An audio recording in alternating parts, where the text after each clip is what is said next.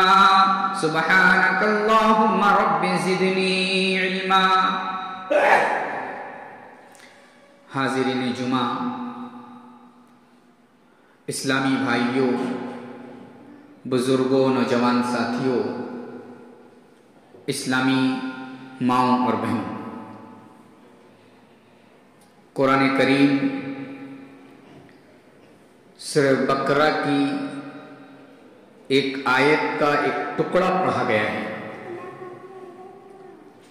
اسی آیت کریمہ کو مد نظر رکھتے ہوئے کچھ بنیادی اور اہم باتیں انشاءاللہ بیان کرنے کی کوشش کی جائیں گی۔ جو آیت کریمہ کا ٹکڑا میں نے پڑھا ہے، سب سے پہلے اس آیت کریمہ کے بارے میں جان لیں کہ پورے قرآن کریم کی سب سے بڑی سورہ، سب سے بڑی آیت کریمہ ہے، یعنی پورے ایک صفحے کی یہ ایک آیت ہے جس میں اللہ رب العزت والجلال نے قرض کے احکام و مسائل کو بیان کیا ہے کہ قرض ایک مسلمان اگر لے تو اس کی صورتیں کیا ہونی چاہیے۔ ایک انسان ہے اس دنیا کے اندر، زندگی بسر کرتا ہے اور دوران گزرانی زندگی اسے بہت ساری چیزوں کی ضرورت پڑتی ہے۔ کبھی انسان کی مدد کی ضرورت پڑتی ہے، کبھی انسان کے رائے اور مشورے کی مدد کی ضرورت پڑتی ہے، اور کبھی انسان کے پاس پیسہ اور روپیہ نہیں ہوتا ہے، روپیہ اور پیسہ کسی کے پاس ہے، اس کے پیسے کی ضرورت ہے۔ تو ایک انسان کی مدد مختلف طریقے سے کرتا ہے، اور انہی میں سے جب ایک آدمی اپنے پیسے کو قرض پر دے کر کے ایک آدمی کی مدد کرتا ہے تو اسے قرض کہا جاتا ہے۔ آپ کو معلوم ہونا چاہیے کہ قرض کیا ہے اور قرض کی تعریف کیا ہے۔ دیکھیے عربی زبان کا لفظ ہے، قرض کا معنی ہوتا ہے کاٹنے کے۔ اسی سے اللہ تبارک و تعالیٰ نے سورہ کہف کے اندر فرمایا وَإِذَا غَرَبَتْ تَقْرِضُهُمْ ذات الشمال وَهُمْ فِي فَجْوَةٍ مِّنْهُ، کہ جب سورج غروب ہونے لگتا ہے تو شمال کی جانب تھوڑا کٹا ہوا ہوتا ہے، جھکا ہوا ہوتا ہے، اور اسی تقرضہم سے قرض بنا ہے۔ اور قرض کی فقہاء نے جو تعریف کی ہے اس کا مطلب یہ ہے کہ ایک آدمی کسی سے روپیہ اور پیسہ ادھار لے ایک وقت معین کے لیے اور پھر اس وقت معین پر اسے واپس کر دے، یہ قرض ہے۔ اچھا، ایک آدمی قرض لیتا ہے، قرض لینے کے بعد ہمارے معاشرے میں چونکہ ایسا ہم نے دیکھا اور مشاہدہ کیا ہے کہ قرض لیتا ہے اور قرض لینے کے بعد بھول جاتا ہے، کیا معلوم کس سے پیسہ لیا ہے نہیں لیا، کوئی لکھا پڑھی نہیں، صرف زبانی ہوتا ہے، اور بعد میں قرض لینے والا بھول جاتا ہے کہ ہم نے کسی سے قرض لیا ہے۔ اور اپنے مرتے دم تک کتنے ایسے ہیں جو قرض واپس نہیں کرتے۔ آئیے اس سلسلے میں نبی کریم جناب محمد الرسول اللہ صلی اللہ علیہ وسلم کی ایک حدیث اپنے سامنے رکھتے ہیں۔ حضرت ابو ہریرہ رضی اللہ تعالیٰ عنہ راوی ہیں، کہتے کہ رسول کریم صلی اللہ علیہ وسلم نے فرمایا نفس المؤمن معلقۃ، مومن کا نفس لٹکا ہوا رہتا ہے، اپنے اصلی مقام پر نہیں جاتا یہاں تک کہ اس کے دین اور قرض کو ادا کر دیا جائے۔ غور کیجئے گا، ایک آدمی جس کے جسم سے اس کی روح نکل گئی، اب وہ مردہ ہو گیا، میت کی زمرے میں آ گیا، اب اس نے زندگی میں کسی سے قرض لیا ہے اور اپنے مرتے دم تک اس قرض کو ادا نہیں کیا۔ اللہ کے رسول صلی اللہ علیہ وسلم فرماتے ہیں اس کے جسم سے اس کی روح تو نکل گئی لیکن جہاں پہنچنا چاہیے وہاں نہیں پہنچی، بلکہ بیچ میں معلق رہتی ہے، لٹکی ہوئی رہتی ہے، یہاں تک کہ اس کے ورثہ، یہاں تک کہ اس کے رشتہ دار، یہاں تک کہ اس کے متعلقین اور دوست احباب اس کے قرض کی ذمہ داری اپنے اوپر نہ لے لیں، اس وقت تک معلق رہتا ہے میرے بھائی اس کا معاملہ۔ اس حدیث کی شرح کرتے ہوئے صاحب تحفہ مولانا علامہ عبد الرحمن مبارک پوری رحمۃ اللہ علیہ کہتے ہیں کہ محبوسۃ عن مقامها الکریم، ایک انسان اگر نیک ہے، ایک انسان اگر اللہ والا ہے اور اس نے اپنی زندگی میں قرض لے کر کے ادا نہ کر سکا تو مقام کریم تک جانے سے اسے یہ قرض روک دیتی ہے۔ مقام کریم یعنی جنت تک جانے سے اس کی یہ قرض اسے روک دیتا ہے، بیچ میں لٹکا ہوا رہتا ہے، یہاں تک کہ اس کے قرض کو اس کے متعلقین ادا کر دیں۔ یہ ہے قرض کی قباحت میرے بھائیوں۔ ہم اور آپ قرض کی قباحت نہیں سمجھتے، لیا دیا کیا معاملہ ہے، کیا مسئلہ ہے، کچھ نہیں پتا، اور ہماری مائیں اور بہنیں اس سلسلے میں تو اور زیادہ لاپرواہ ہے۔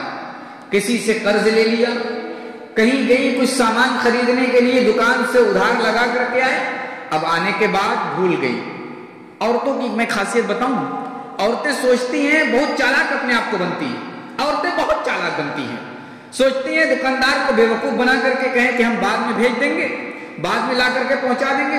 اب دکان سے نکلی تو ان کے ذہن میں آیا دکاندار نے دے دیا، اب تو کیا معاملہ، کون آئے گا ڈھونڈنے کے لیے، کون آئے گا تلاش کرنے کے لیے، کون آئے گا اپنا پیسہ 100 200 300 روپیہ ہمارے گھر لینے کے لیے، نہیں آئے گا، اور میں جانتا ہوں نہیں جائے گا۔ لیکن میری مائیں اور بہنیں آپ غور کیجئے، اللہ کے پیارے رسول صلی اللہ علیہ وسلم کی یہ حدیث کہ اس قرض کی وجہ سے آپ کی روح آپ کے جسم سے نکلنے کے بعد معلق رہتی ہے، معلق رہے گی، لٹکی رہے گی، اپنے اصلی مقام تک نہیں جائے گی۔ کتنی بڑی وعید ہے۔ اور آئیے آگے اللہ کے رسول صلی اللہ علیہ وسلم کی ایک اور حدیث اور ایک اور عمل کو سن لیجئے۔ اللہ کے پیارے رسول صلی اللہ علیہ وسلم جب کسی کی جنازے کی نماز پڑھانے کے لیے میت کے پاس کھڑے ہوتے اور اگر معلوم ہو جاتا کہ اس میت کے اوپر قرض ہے تو جب تک اس میت کے قرض کی ذمہ داری کوئی دوسرا شخص نہ لے لیتا، اس وقت اللہ کے پیارے رسول جناب محمد الرسول اللہ صلی اللہ علیہ وسلم جنازے کی نماز نہیں پڑھایا کرتے تھے۔ یہ ہے قرض کی قباحت۔ اور آگے چلیے، اللہ کے پیارے رسول صلی اللہ علیہ وسلم نے فرمایا والذی نفسی بیدی، والذی نفسی بیدی، والذی نفسی بیدی، قسم ہے اس ذات کی جس کے ہاتھ میں میری جان ہے یا محمد کی جان ہے، لو ان رجلا قتل فی سبیل اللہ، ایک آدمی اللہ کی راہ میں قتل کر دیا جائے، ایک آدمی اللہ کی راہ میں شہید کر دیا جائے، پھر زندہ کیا جائے، پھر شہید کیا جائے، پھر زندہ کیا جائے، پھر شہید کیا جائے، اور اس کے اوپر قرض ہے، اس کے اوپر دین ہے، تو اللہ کے پیارے رسول صلی اللہ علیہ وسلم فرماتے ہیں کہ وہ جنت کے اندر داخل نہیں ہوگا، جنت کے اندر نہیں جائے گا، اس کی روح لٹکی رہے گی یہاں تک کہ اس کے قرض کو ادا کر دیا جائے۔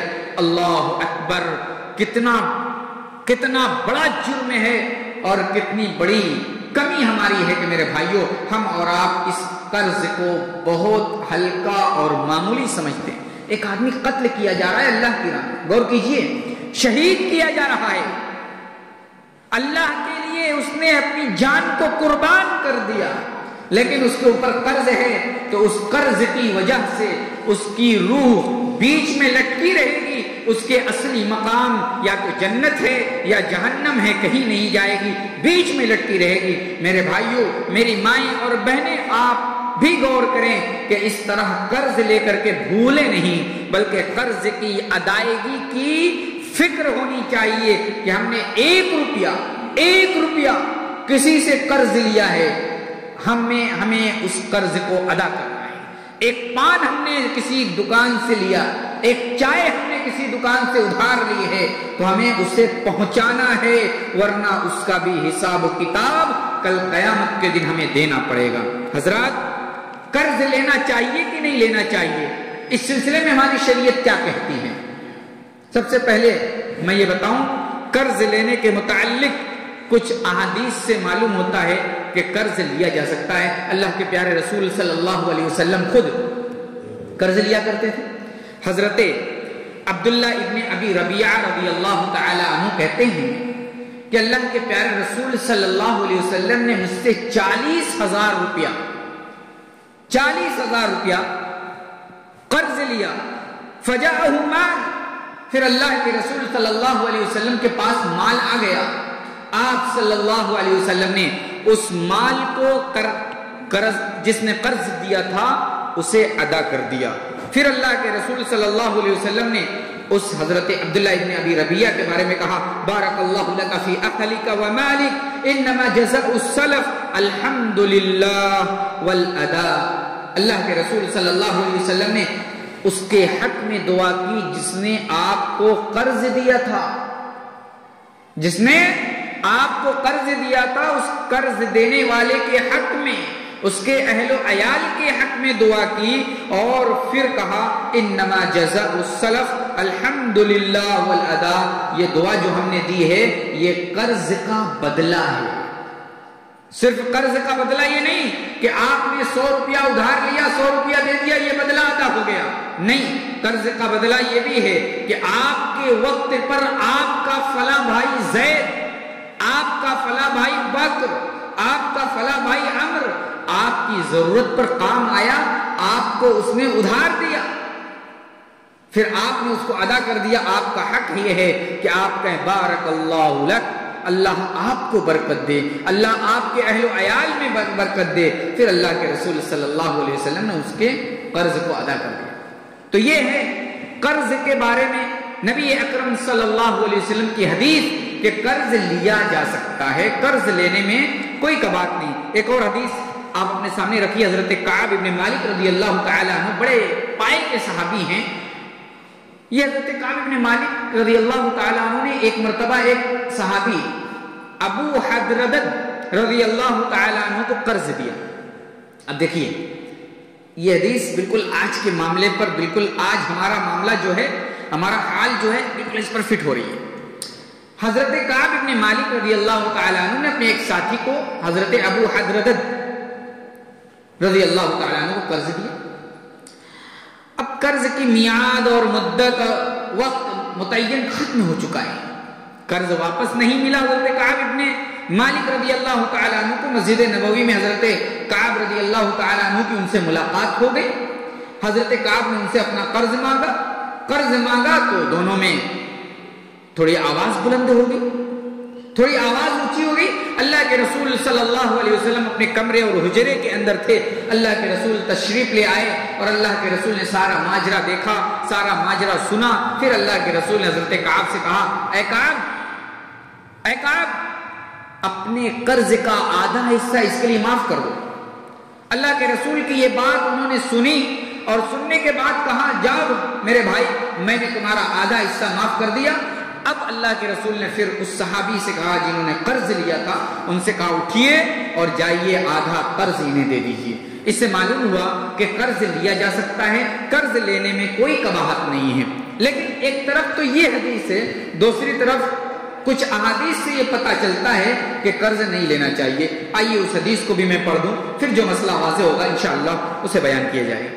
قرض کے ناپسندیدگی کے سلسلے میں کئی روایتیں ہیں۔ ایک روایت حضرت عائشہ رضی اللہ تعالی عنہ کی ہے، کہتی ہے کہ کان یدعو فی صلاتہ یقول اللہم انی اعوذ بک من المأثم والمغرم۔ اللہ کے رسول کی عادت مبارکہ تھی، آپ دعا کیا کرتے تو کہتے، اے اللہ میں تیری پناہ چاہتا ہوں گناہ سے اور قرض سے۔ ایک شخص اللہ کے رسول کی خدمت میں کھڑا ہو کر کے کہا، اے اللہ کے رسول آپ بہت زیادہ قرض سے اور گناہ سے اللہ کی پناہ طلب کرتے ہیں، کیا معاملہ ہے؟ اللہ کے رسول صلی اللہ علیہ وسلم نے فرمایا، جب آدمی ادھار لیتا ہے اذا حدث اذا غرم حدث، جب آدمی ادھار لیتا ہے تو بہت باتیں کرتا ہے، آدمی ادھار لیتا ہے تو باتیں بہت کرتا ہے، باتیں بہت آنا شروع ہو جاتی ہیں۔ ہمارا فلاں بیمار ہے، ہمارا فلاں کام ہو گیا، ہمیں فلاں کام ہو گیا، ہمیں یہ کرنا ہے، ہمیں وہ کرنا ہے، بڑی پریشانی ہے، ہمارا کاروبار نہیں چل رہا ہے، یہ ایسا ہے ویسا ہے، ہماری بیوی پریشان، ہماری بیوی کی طبیعت خراب ہو گئی، ماں کی طبیعت، اذا غریم حدث، اللہ کے رسول نے فرمایا تھا کہ جب ادھار آدمی لے لیتا ہے تو باتیں بہت آتی ہیں، نمبر 1۔ نمبر 2، فکذب، ادھار لیتا ہے تو جھوٹ بھی بولتا ہے۔ کیوں؟ گھر کے اندر کوئی قرض دار آ گیا، قرضہ لینے کے لیے آ گیا، اوپر موجود ہیں ہم، لیکن کسی سے کہلا بھیجتے ہیں کہ جاؤ کہہ دو کہ فلاں نہیں ہے، جن سے ملاقات کرنی وہ ہے۔ اذا غریم حدث فکذب، جھوٹ بولتا ہے، اور ووعد فاخلف، وعدہ خلافی بھی کرتا ہے۔ 1 جنوری کا وعدہ کیا، 3 جنوری تک بیت گئی، 15 جنوری بیت گئی، وعدہ پورا نہیں ہوا۔ تو جب آدمی ادھار لیتا ہے تو یہ ساری چیزیں اس کی زندگی کا لازمہ اور حصہ بن جاتی ہیں۔ اس لیے اللہ کے رسول صلی اللہ علیہ وسلم نے قرض کی قباحت کو بیان کیا ہے۔ ایک اور حدیث اپنے سامنے رکھتے ہیں، عن انس بن مالک رضی اللہ تعالی عنہ قال كان لرسول اللہ صلی اللہ علیہ وسلم دعوات لا يدعهن، اللہ کے رسول صلی اللہ علیہ وسلم کچھ دعائیں ایسی تھی جو برابر کیا کرتے تھے، انہی میں سے ایک یہ ہے، اللہم انی اعوذ بک من الہم والحزن والعجز والکسل والبخل والدین وغلبۃ الرجال۔ اللہ کے رسول کی یہ دعا تھی کہ اے اللہ میں رنج اور غم سے پناہ چاہتا ہوں، اللہم انی اعوذ بک من الحزن، اے اللہ میں رنج و غم سے پناہ چاہتا ہوں۔ اس حدیث کے اندر اللہ کے رسول نے 2 چیزیں استعمال کی، من الہم والحزن، دونوں کا مطلب ایک ہے۔ شرائع حدیث نے لکھا ہے ہم سے مراد پچھلے جو رنج و غم تھے ان سے اللہ تعالی کی پناہ مانگی جا رہی ہے، اور حزن سے مراد جو آج ابھی غم اور رنج ہو رہا ہے اس سے بھی اللہ کے رسول صلی اللہ علیہ وسلم نے پناہ مانگی ہے۔ اور اسی حدیث میں اللہ کے رسول نے والدین، قرض سے بھی پناہ مانگی ہے کہ اے اللہ ہمیں قرض سے بھی محفوظ رکھ تاکہ ہماری زندگی میں قرض جیسے عمل سے سابقہ نہ پڑے۔ تو یہ دونوں حدیثیں ہم نے آپ کے سامنے رکھی۔ اب دونوں حدیثوں کے رکھنے کے بعد اب یہ سوال پیدا ہوتا ہے، کیا ہم قرض لیں؟ کیا ہم قرض لیں یا نہ لیں؟ سوال پیدا ہوتا ہے نا۔ ایک طرف تو حدیث کہہ رہی قرض لیا جا سکتا ہے، ایک طرف حدیث کہہ رہی ہے کہ اللہ کے رسول صلی اللہ علیہ وسلم کی دعا ہمیشہ یہ ہوتی تھی کہ اے اللہ ہمیں قرض سے محفوظ رکھ، قرض لینا نہ پڑے، اور قرض جیسی کبھی چیزوں سے اللہ ہمیں دور۔ تو دونوں چیزیں ہیں۔ اب ان دونوں طرح کی حدیثوں کو سامنے رکھتے ہوئے اب یہ سوال پیدا ہوتا ہے کہ کیا قرض لیا جا سکتا ہے یا نہیں لیا جا سکتا ہے۔ اس سلسلے میں حافظ ابن حجر رحمۃ اللہ علیہ کے ایک قول کو میں آپ کے سامنے ذکر کروں۔ حافظ ابن حجر رحمہ اللہ بڑے بلند پائے کے عالم دین ہیں، صحیح بخاری کی شرح انہوں نے لکھی ہے۔ حضرت امام ابن حجر رحمہ اللہ کہتے ہیں قرض سے منع کی بات جو احادیث میں آئی ہے اس سے مراد یہ ہے کہ ناجائز کاموں کے لیے قرض لیا جائے، یا جائز کاموں کی خاطر ایسا قرض لیا جائے کہ اس کی واپسی کی کوئی بساط نہ ہو۔ سمجھ میں آئی بات؟ یعنی اگر کوئی ناجائز کام کے لیے قرض لیتا ہے تو قرض لینا جائز نہیں ہے۔ دوسری چیز، اگر کوئی قرض جائز کام کے لیے بھی لیتا ہے لیکن وہ قرض لینے کے بعد اس کی اتنی طاقت نہیں ہے کہ قرض واپس کر سکے تو ایسا قرض لینا بھی جائز نہیں۔ سمجھنے کی بات ہے، اس کو سمجھیے۔ آج ہمارے یہاں قرض لینے کا مسئلہ تو ہے، قرض خوب لے لیتے ہیں لیکن لینے کے بعد دینے کی طاقت نہیں ہوتی۔ یعنی مطلب یہ کہ قرض لے لیتے ہیں نا تو ایسا لگتا ہے کہ اپنے باپ کا پیسہ ہو گیا۔ ہاں میں دیکھیے کھول کے ہوتا اپنے باپ کا پیسہ ہوگا، دینا تو نہیں ہے، چاہے کسی طریقے سے بھی خرچ کیا جائے۔ میں ایک مثال بتاؤں، میں بہت تجربے کی بات ہے۔ ایک شخص تھے جن کی حالات مالی حالات بہت خراب تھی۔ انہوں نے میٹنگ پر، آپ کے یہاں بھی میٹنگ چلتی ہے میرے خیال سے، مطلب میٹنگ یہ ہوتی ہے کہ عورتوں کی ایک کمیٹی ہوتی ہے اور وہ کمیٹی کہیں سے جڑی ہوئی ہوتی ہے، اور اگر چاہیں تو وقتی طور پر انہیں 50-60 لاکھ 60,000 1 لاکھ روپیہ مل جاتا ہے میٹنگ کے نام پر. اس میں عورتیں انوالو ہوتی ہیں, مرد نہیں ہوتے.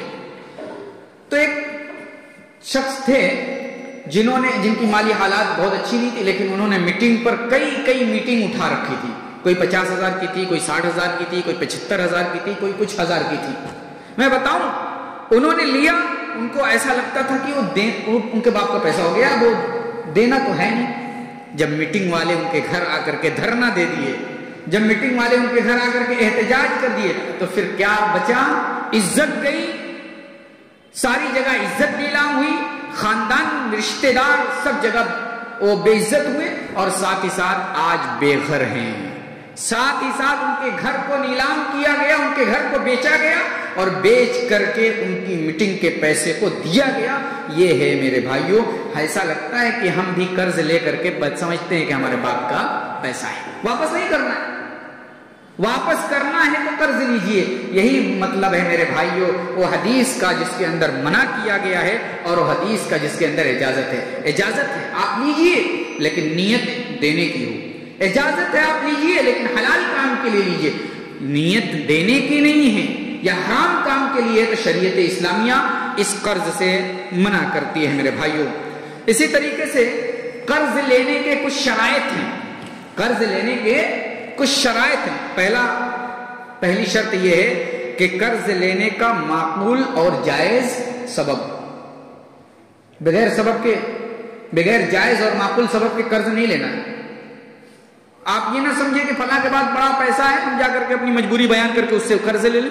تو دیکھیے, آپ اگر کسی کے سامنے اپنی مجبوری بیان کرتے ہیں تو ہو سکتا ہے اس کا دل نرم پڑ جائے اور آپ کو قرض دے دے, لیکن یہ آپ کے اوپر ایک بہت بڑا بوجھ ہے, آپ کے لیے بہت بڑی پریشانی ہے. تو قرض لینے کے لیے سب سے پہلی شرط یہ ہے کہ آپ کے پاس معقول سبب ہو, جائز عذر ہو. دوسری شرط یہ ہے کہ ادائیگی کی سچی نیت ہو. ہاں, ادائیگی کی سچی نیت ہو. ہمیں زید 1 لاکھ روپیہ ادھار دے رہا ہے, تو ہم سچی نیت سے لیں, اور سچی نیت ہو کہ ہم 1 لاکھ روپیہ اس کی فلاں ڈیٹ میں ہم پہنچا دیں گے, اس کے کہنے سے پہلے. تیسری چیز اور تیسری شرط, مستقبل میں ادائیگی کے امکانات موجود ہوں. 3 شرطیں, جائز اور معقول سبب ہو. دوسری چیز, ادائیگی کی سچی نیت ہو. اور تیسری شرط کیا ہے؟ مستقبل میں ادائیگی کے امکانات موجود ہوں. ایسا نہیں ہو کہ آج 1 لاکھ روپیہ ہم نے کسی سے قرض لے لیا اور آگے اندھیرا ہی اندھیرا ہے. ہاں, آگے اندھیرا ہی اندھیرا ہے. آگے کوئی سبب ہی نہیں, کوئی امکان ہی نہیں کہ ہمارا کاروبار چلے گا کہ نہیں چلے گا, یا کچھ ایسی چیز موجود نہیں کہ اگر کوئی کاروبار نہ چلے تو فلاں چیز بیچ باچ کر کے ہم اس کو دے دیں گے. کوئی امکانات نہ ہو, بغیر مستقبل کے امکانات کو دیکھے ہوئے کسی سے قرض لے لیں, تو یہ قرض نہیں لے سکتے. یہ 3 شرطیں ملحوظ خاطر رہنی چاہیے قرض لینے کے لیے.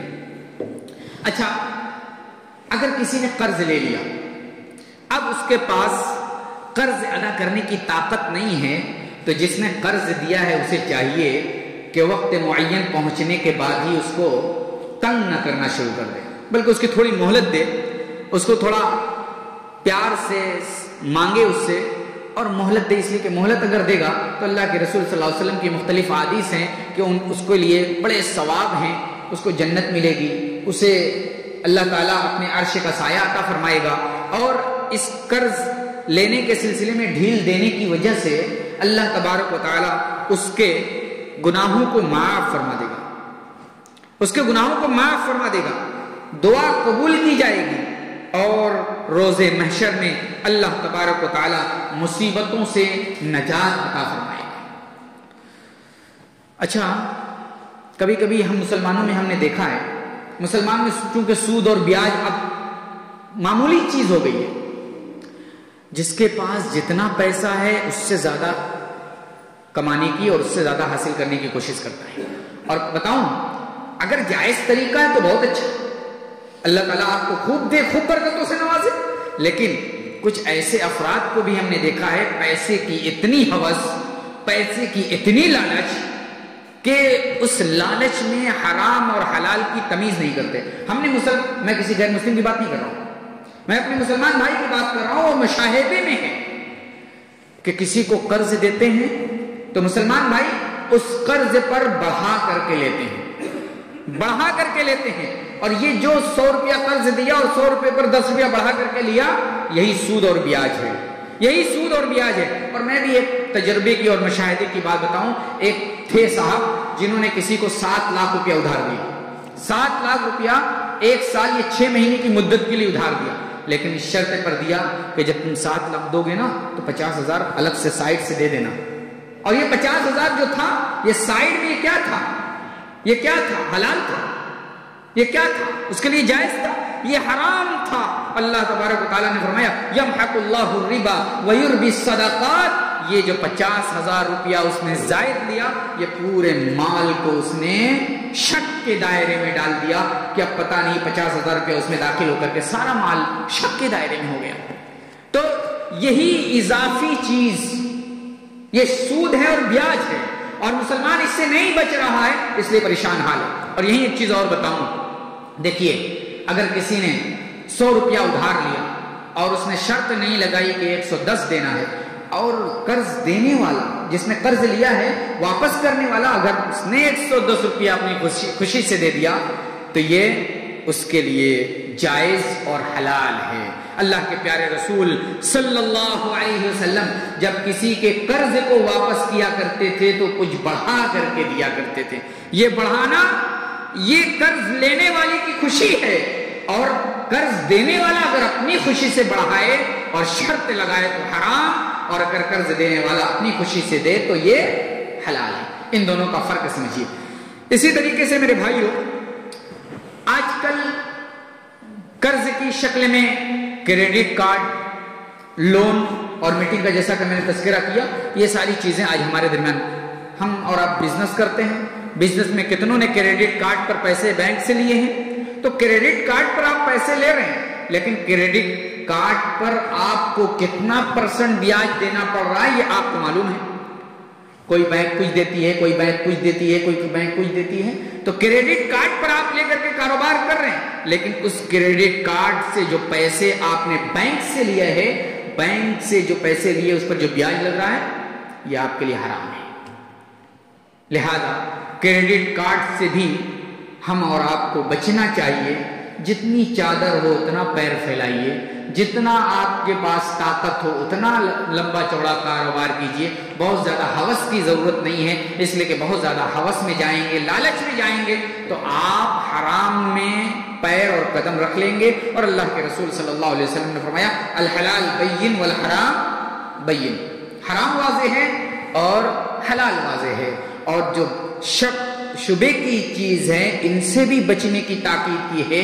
کہیں اگر شک اور شبے میں آپ پڑے اور پڑھ کر کے آپ حرام میں قدم رکھ لیے تو آپ حرام کے کاروباری ہو جائیں گے اور حرام طریقے کاروبار میں شامل ہو جائیں گے. اس لیے اس سے بھی بچیے. لون آج بہت تیزی سے ہمارے یہاں لون لیا جا رہا ہے. کسی کو بلڈنگ مکان بنوانا ہے, کسی کو مکان بنوانا ہے, ارے بینک سے لون لے لیں, دھیرے کر کے دے دیں گے. ٹھیک ہے دھیرے دے دیتے ہیں, لیکن جو مکان آپ کا بنا ہے وہ بیاجو پیسے سے بنا ہے.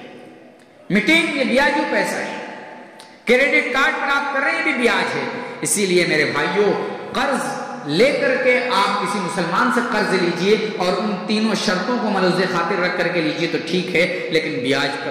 آج دیکھیے فائننس کی بات بھی, فائننس سے آج ہمارے یہاں کوئی عیب نہیں سمجھا جاتا ہے. فائننس مطلب سمجھتے ہیں, کوئی سامان لیا ہم نے قسط پر لے لیا, اب 50,000 کا سامان ہے, 15,000 روپیہ جمع کر دیا. اب قسط بن گئی کہ یہ قسط 1,000 روپیہ مہینہ, 1,500 روپیہ مہینہ, 2,000 روپیہ مہینہ ہر مہینے جمع کرنا ہے جب تک کہ پورا رقم جمع نہ کر لیا جائے. دیکھیے اس میں یا تو 0% کی بیاج کی بات کی جاتی ہے یا کچھ اور, اکثر 0% کے بیاج کی بات کی جاتی ہے. لیکن بیاج تو 0% کے نام, مسلمان کو بہلانے کے لیے, مسلمان کو پھسلانے کے لیے اور مسلمان کو اس طرف راغب کرنے کے لیے کہ دیکھو بیاج نہیں ہے ہمارے یہاں, سود نہیں ہے, یہ بالکل 0% بیاج پر دیا جا رہا ہے. لیکن وہ جو فیس لگ رہی ہے اور جو فیس لگ رہی ہے وہ بجاج کارڈ کے نام کی فیس اور پروسیسنگ فیس اور کیا فیس لگتی ہے، یہ سب اسی بیاج کے زمرے میں ہے۔ آپ کو بیاج دکھایا نہیں جا رہا ہے، 0% دکھایا جا رہا ہے، لیکن دوسرے راستے سے بیاج لی جا رہی ہے، چاہے کان ادھر سے پکڑے چاہے کان ادھر سے پکڑے، بات ایک ہی ہے، کان ہی پکڑا جا رہا ہے۔ تو میرے بھائیوں، فائنینس جیسی سویدھا جو دی جا رہی ہے، اس فائنینس جیسی سویدھا سے بھی ہمیں پرہیز کرنا چاہیے۔ میں نے کہا جتنی چادر ہو اتنا پیر پھیلائے۔ آپ کے پاس لاکھ روپے موبائل لینے کی طاقت نہیں ہے، مت لیجئے، 10,000 والے سے کام چلائیے، 7,000 سے کام چلائیے۔ آپ کو ٹچ موبائل کی استطاعت نہیں ہے، آپ کی پیر والی چلائیے، لیکن اپنے آپ کو بیاج سے اور اپنے آپ کو حرام چیزوں سے بچائے رکھیے۔ اور آج کل کاروبار، آج کل شادی بیاہ کا سیزن جو چل رہا ہے، اس شادی بیاہ کے سیزن میں آج جہیز کے مسئلے کو لے کر کے لوگ بڑے جو ہے فکر مند رہتے ہیں، پیسہ ہے کہ نہیں ہے، یہ فائنینس کے پر جا کر کے سامان خرید لاتے ہیں اور پھر زندگی بھر دھڑکتے رہتے ہیں۔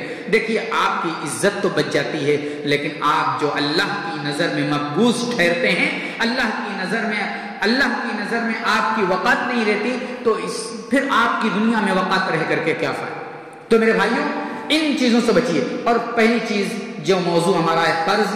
اگر آپ نے کسی سے قرض لیا ہے تو قرض کی ادائیگی کیجیے۔ دیکھیے، ایک بات اور بیان کر کے ختم کروں گا۔ ہم لوگ چونکہ ہم لوگوں کے اپنا کاروبار ہے، اپنا مشین اور ہینڈلوم وغیرہ ہے، یہاں ہینڈلوم کی میں بات کروں گا۔ ہینڈلوم میں اکثر یہ دیکھا گیا، کاریگر جو ہوتے ہیں، کسی کے یہاں سے سامان لے کر کے گئے اور اپنا کام بنایا، اپنا ہینڈلوم چالو کیا اور کچھ دن ساڑی واڑی گرستہ کو دیا، بعد میں بند کر دیا، گرستہ سے 10,000 20,000 ادھار لے لیا۔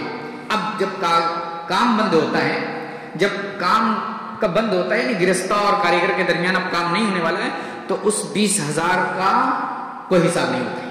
اکثر یہ دیکھا ہے، تو 20,000 کاریگر نے لے لیا، اب یہ تو چلتا رہتا ہے، یہ تو اصول ہے، یہ تو کاریگر لے لیتے ہیں تو دیتے کہاں ہیں؟ اگر کاریگر نے کسی گرستہ کا 20,000 لیا ہے اور قرضے کی شکل میں ہے، چاہے آپ اس کا کام بند کر دیں، چاہے اس کے کام کو کریں، لیکن آپ کو ادا کرنا ہے۔ اگر آپ ادا نہیں کرتے اور سمجھتے ہیں یہ کاریگر کا اصول ہے، یہ دنیا کا اصول ہے، یہ کاروباری اصول ہے، تو یہ اصول آپ کا اصول ہے، اللہ اور رسول کا اصول نہیں ہے۔ اگر آپ نے اپنی زندگی تک ادا نہیں کیا، مرنے کے بعد آپ کی روح لٹکی رہے گی، اگرچہ کوئی مولوی جنازہ پڑھا دے۔ اللہ کے رسول صلی اللہ علیہ وسلم تو ایسے آدمی کا جنازہ نہیں پڑھایا کرتے تھے، لیکن آج پڑھانا پڑتا ہے۔ آج تو نکاح میں پوچھ لو مہر نقد ہے کہ ادھار، لوگ غصہ ہونے لگتے ہیں۔ کوئی جنازے کے وقت جنازے پر کھڑا ہو کر کے پوچھ لے کہ اس کے پر ادھار ہے کہ نہیں ہے، ابھی گھر والے غصہ ہو جائیں گے۔ پوچھنا چاہیے تاکہ معاملہ کلیئر ہو جائے، اور مرنے والے کے ذمہ اگر ادھار ہے تو ورثہ اپنے درمیان وراثت تقسیم کرنے سے پہلے مرنے والے کے چھوڑے ہوئے ترکے سے اس کے قرض کو ادا کر دیں۔ تو یہ ہماری ذمہ داری ہے۔ تو میرے بھائیوں، میری ماں اور بہنوں، اگر قرض آپ کے اوپر ہے، ہمارے اوپر ہے، 1 روپیہ بھی قرض ہے، تو آپ اپنے مرنے سے پہلے اسے ادا کرنے کی کوشش کریں۔ اللہ تعالی ہم سب کو اس طرح کے قرض کو ادا کرنے کی توفیق عطا فرما۔ الہ العالمین ہم میں سے جو بھی مقروض ہیں ان کے قرض کی ادائیگی کا کوئی انتظام فرما دے۔ الہ العالمین ہم سب کو نبی کریم صلی اللہ علیہ وسلم کی سنت پر عمل کرنے والا بنا دے۔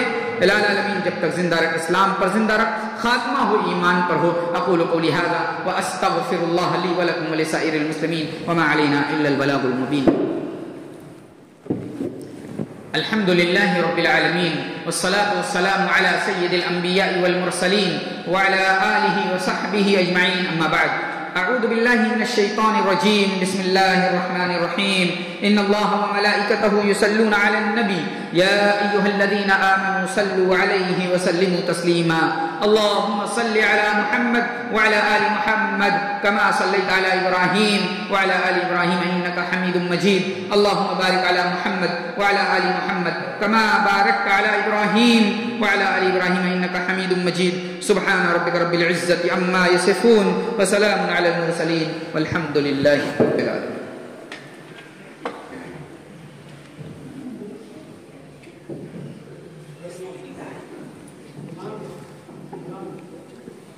الله أكبر الله أكبر أشهد أن لا إله إلا الله أشهد أن محمدا رسول الله حي على الصلاة حي على الفلاح. سبحان